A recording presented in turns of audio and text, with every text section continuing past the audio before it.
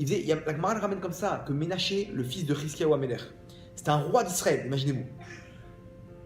Il y avait un Rav de la Gemara, il a comment ça s'appelle? Il a dit demain on va parler de Ménaché, notre ami Ménaché. Parce que lui, ce roi Ménaché, il était dans la Vodazara. Il faisait des Avodazara. C'était un roi qui n'était pas tzaddik, qui était le fils d'un roi tzaddik qui était Chizkiyahu Améler, que lui-même, il est tombé avec des idoles. Maintenant, ce Rav là, il a dit on va parler de lui, de notre ami Ménaché demain. Ménaché, il est venu le voir en rêve, à ce même Rav là, je crois que c'était Ravuna. Il est venu le voir en rêve, il lui dit dis-moi, toi et moi, on a élevé les poules ensemble pour que tu m'appelles ton ami. Il dit mais attends, ok, t'es roi d'Israël, mais on connaît l'histoire. T'es tombé quand même. Il lui dit écoute, je peux te poser une question d'Alakha. T'es Rav, je te pose une question d'Alakha. Le pain, pour faire motzi, sur quel pain en premier tu dois faire le motzi? Il y a plusieurs pains, ok? Lequel tu dois choisir pour faire le motzi? Celui qui a la croûte celui qui a Ouais. la croûte la plus grossière. La première, la plus cuite, voilà. La première. Cuite. Il dit, d'où tu connais, lui, il lui dit, je sais pas répondre. Il lui dit, réponds comme toi. Le roi Ménaché, maintenant, il lui dit, sache que c'est le pain qui est le plus doré, qui est le plus cuit. Pourquoi? Parce que c'est lui en premier qui a été cuit les revois de Shabbat.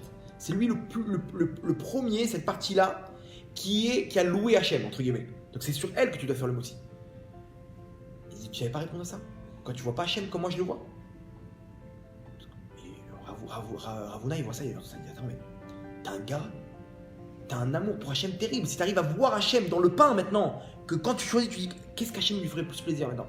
C'est cette croûte-là qui a le plus doré dans le four, c'est elle qui a la première qui a doré les revois de Shabbat Kodesh. C'est elle qui mérite qu'on doit faire le motzi sur elle.